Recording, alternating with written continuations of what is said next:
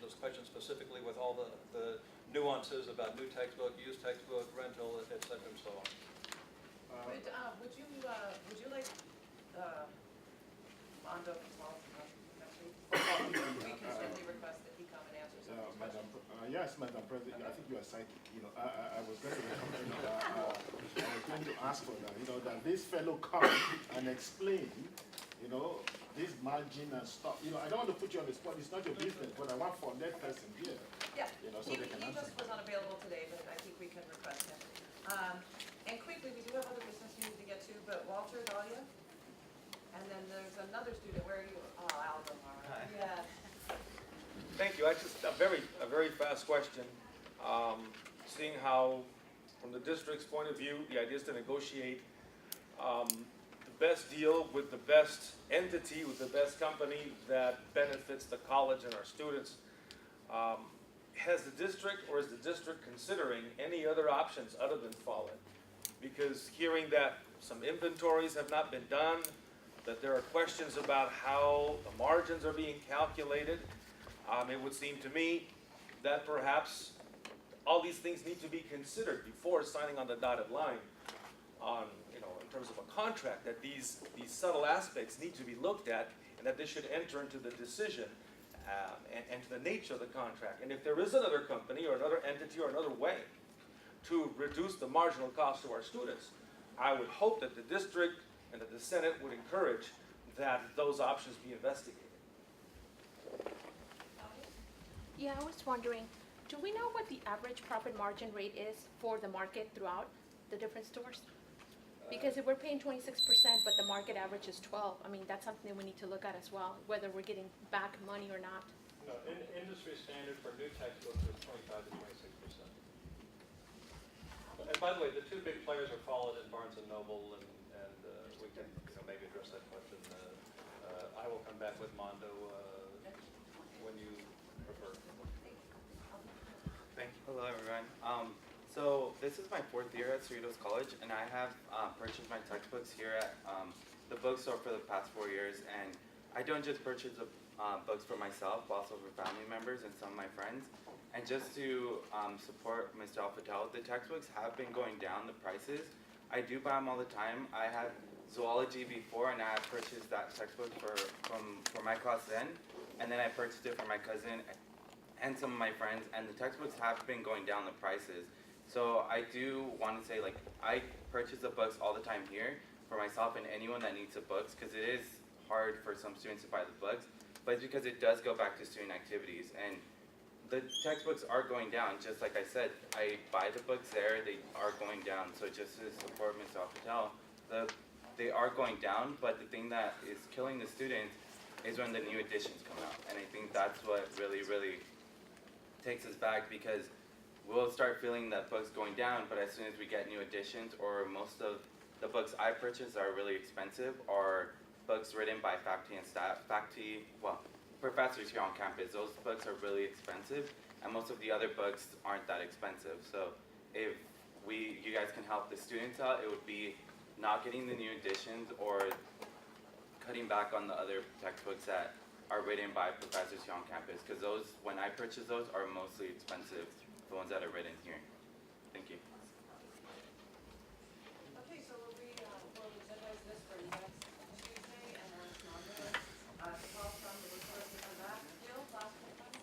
Yeah, I just wanted to add that the students will be currently looking at their budget and sharing that process publicly.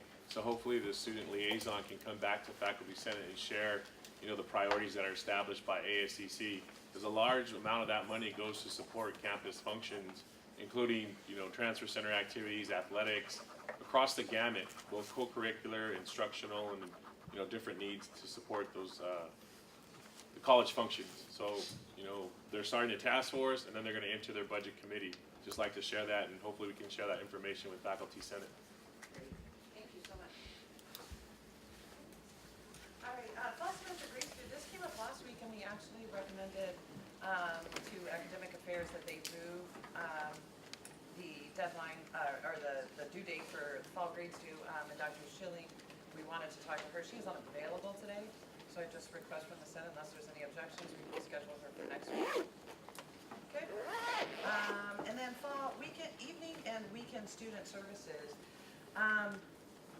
We have several instructors, one of which has talked to me about night classes, weekend classes, and there not being services available.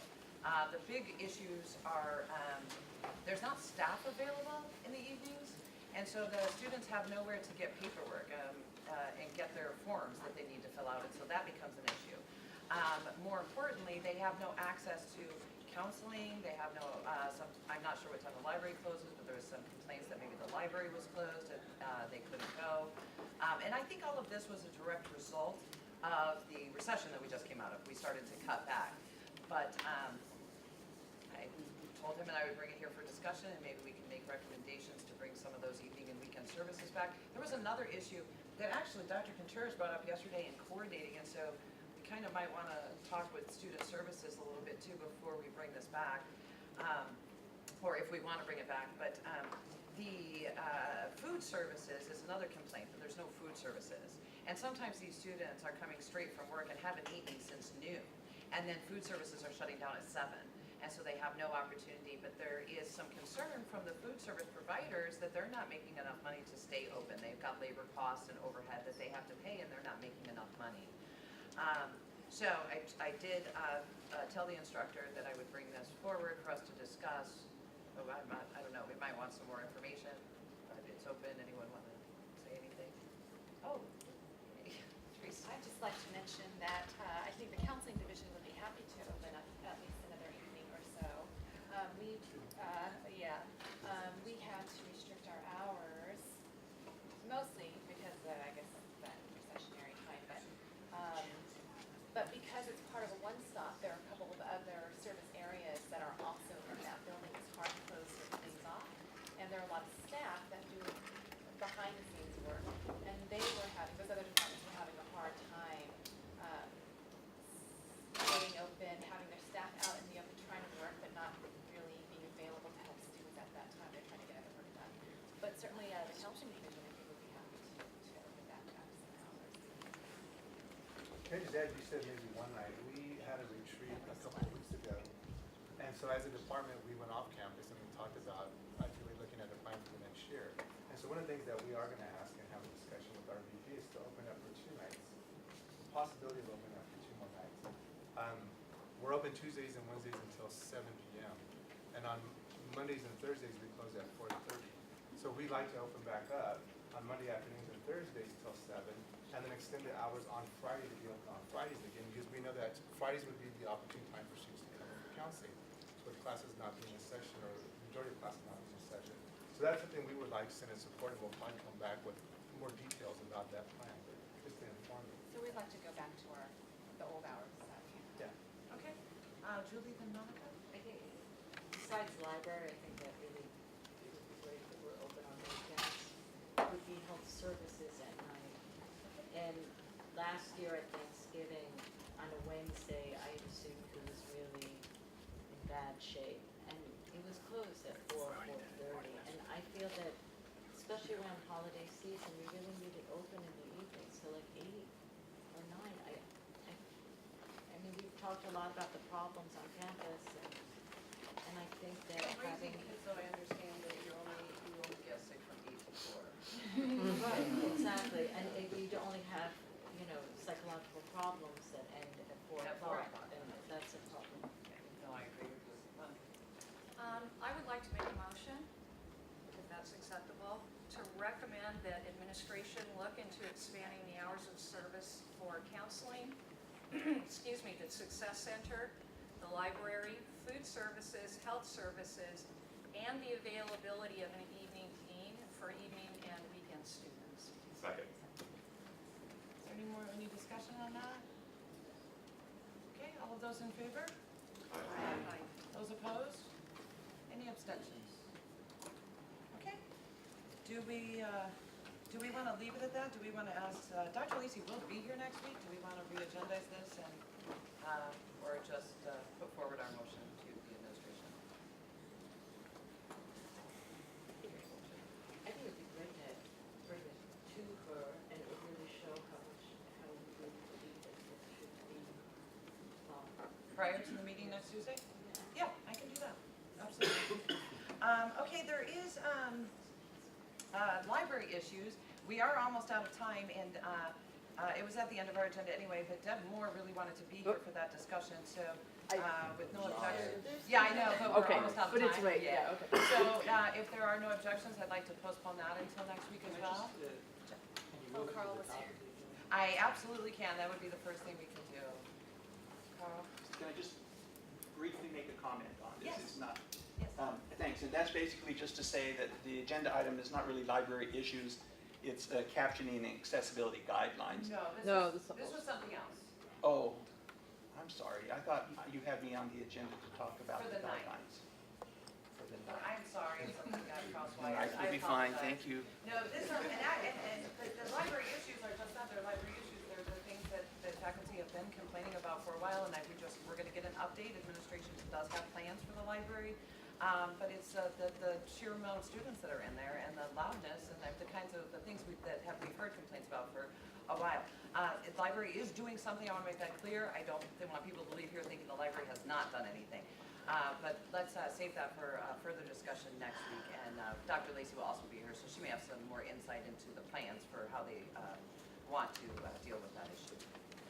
All right, in reports, moving on to reports, there has been a request for Dr. Namalo to go first. Do you have any objections to that? No objection. Dr. Namalo? Yeah, you know, you may all be aware, are aware of the email I sent out, I think yesterday.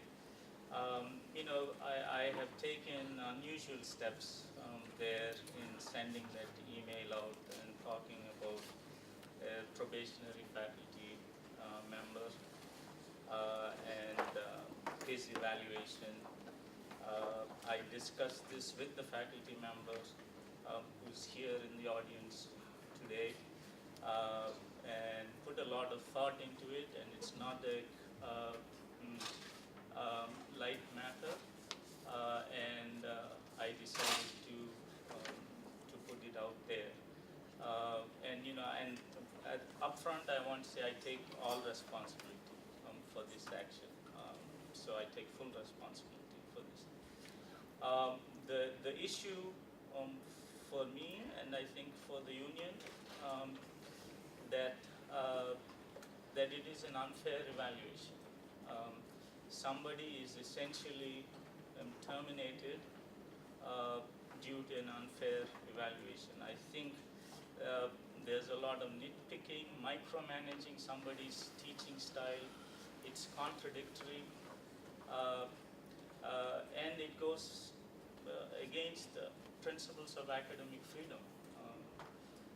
So it is in that light that I put that out. I think this can, for me as a union, this is something that we need to protect. This can happen to any one of us. And this is more than, and I mentioned this in my email to Dr. Lacey, this is more than getting raises. So this issue is very important to me. As a union, I think it is our right to stand up for this. So it, you know, and